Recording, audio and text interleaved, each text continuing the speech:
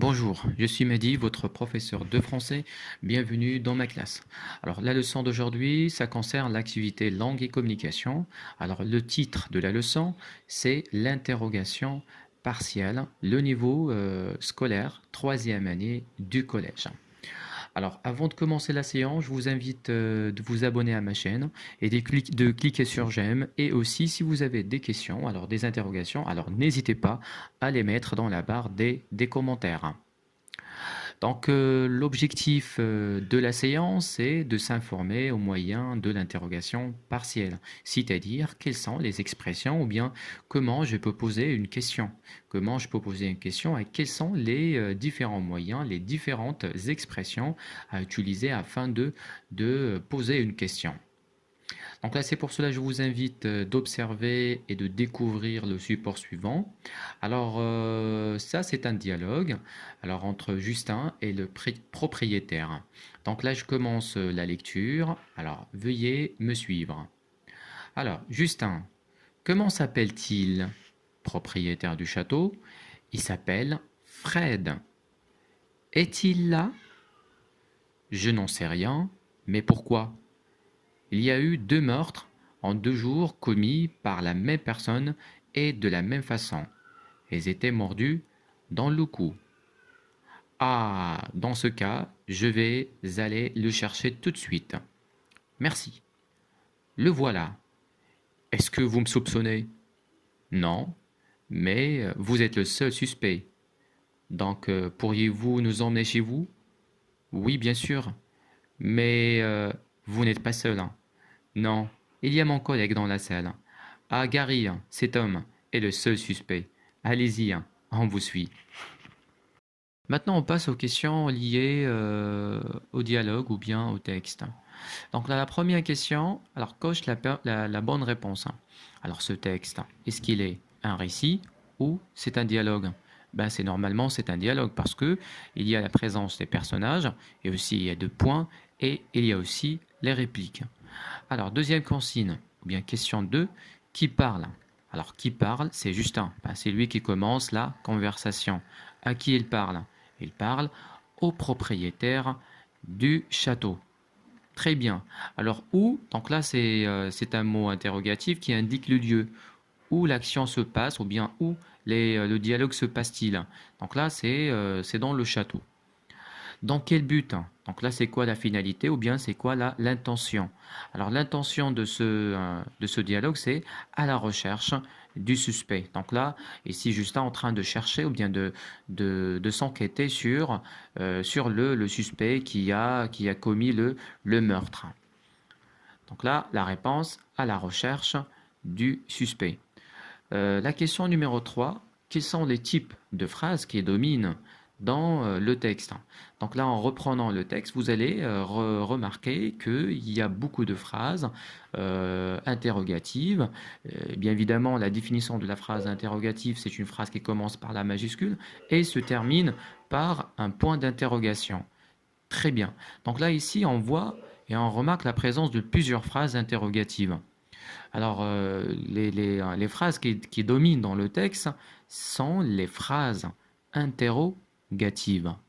Alors, souligne dans le texte les phrases interrogatives. Donc là, vous allez reprendre le texte et vous allez trouver la réponse. Donc là, la première phrase, vous avez comment s'appelle-t-il? C'est une phrase interrogative. Et il y a aussi est-il là? Très bien. Et vous avez l'autre phrase interrogative, mais pourquoi? Est-ce que vous me soupçonnez? Pourriez-vous pourriez-vous nous emmener chez vous? Mais vous n'êtes pas seul. Donc là, vous avez ici 1, 2, 3, 4, 5, 6. Il y a 6 phrases interrogatives. Maintenant, on passe à la rubrique Je comprends.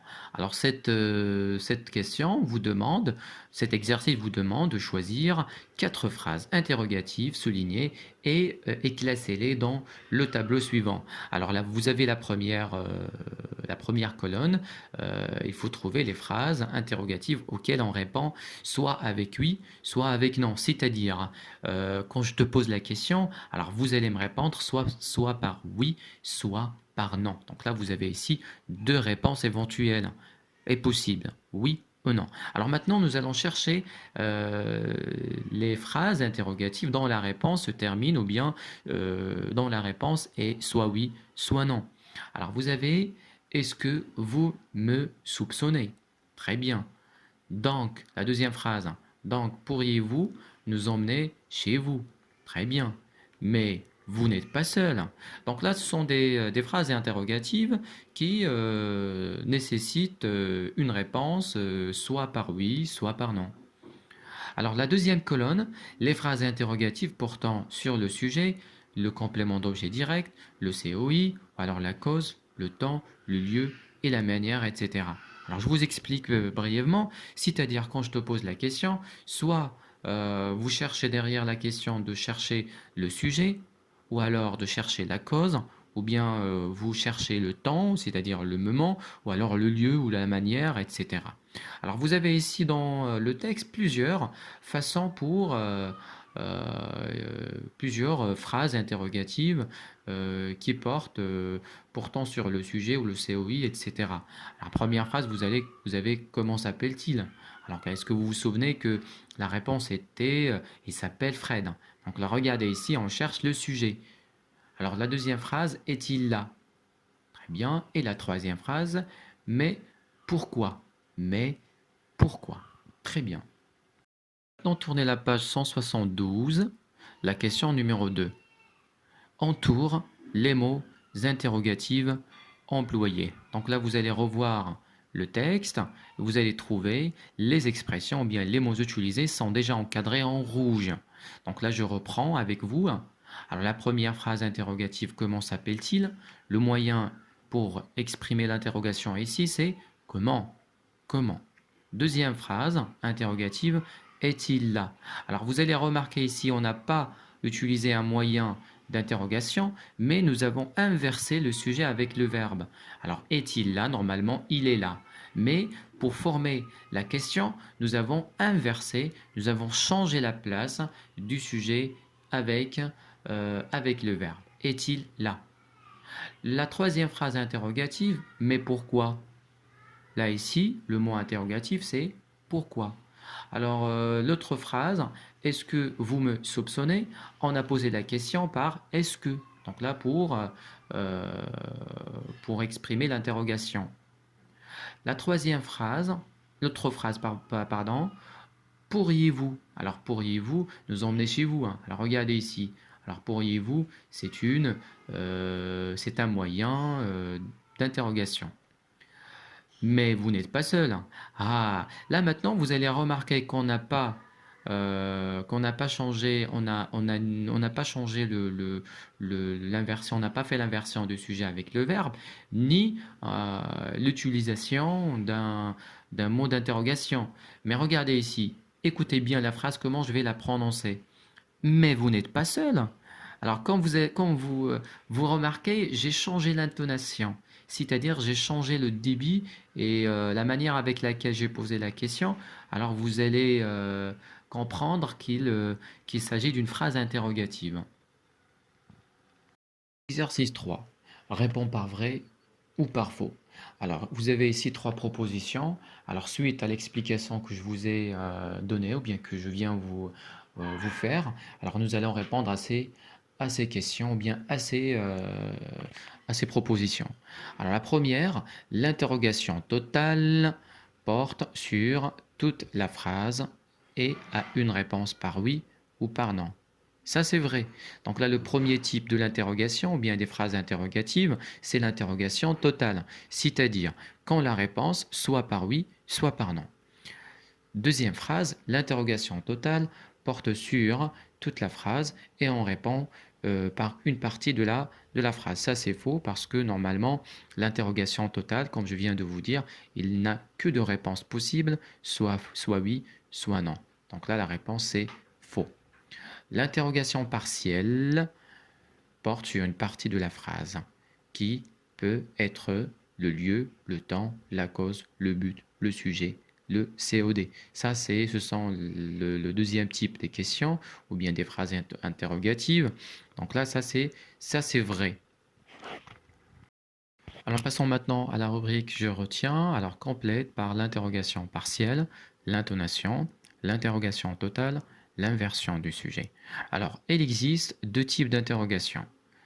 L'interrogation totale, elle porte sur toute la phrase et appelle une réponse par oui ou par non. 2. L'interrogation partielle, elle porte sur une partie de la phrase et appelle une réponse sur le sujet, le complément d'objet direct, le COI, la cause, le temps, le lieu, la manière, etc. On peut formuler une interrogation totale par l'inversion du sujet. Pourriez-vous me téléphoner demain? Ou par l'intonation. Vous pourriez me téléphoner demain.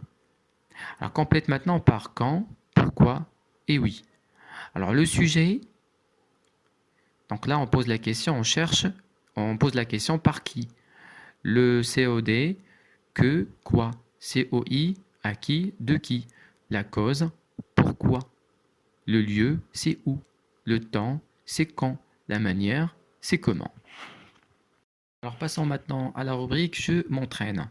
Alors on vous demande de chercher les questions de détective qui correspondent aux réponses suivantes. Donc là, regardez. J'étais chez moi avec des amis. Très bien. Alors comment le détective va poser la question? Bien, quelle question le détective va pousser à ce suspect? Où étiez-vous le jour du meurtre? Donc là, quand vous remarquez, il y a ici le moyen où. Donc là, le moyen interrogatif, c'est où. C'est pour indiquer, pour trouver le lieu de sa présence le jour du meurtre. La phrase B, il m'a téléphoné hier vers 15 heures. Donc là, regardez ici, la question qui correspond à cette phrase. Quand il vous a téléphoné? Quand? Donc là, ici, on cherche le temps. Troisième phrase, ou bien la phrase C, il est entré à la maison en utilisant une échelle. Maintenant, regardez la manière. Donc là, on pose la question avec comment. Comment vous êtes entré à la maison? Comment vous êtes entré à la maison? La phrase D, je l'ai contacté parce que j'avais un service à lui demander. Alors maintenant, on cherche le pourquoi, la raison pour laquelle vous l'avez demandé, vous l'avez contacté. Pourquoi vous l'avez contacté? Très bien, maintenant vous êtes informé sur les moyens de l'interrogation partielle. Merci d'avoir suivi la vidéo jusqu'au bout. On se retrouve avec une nouvelle leçon. Au revoir.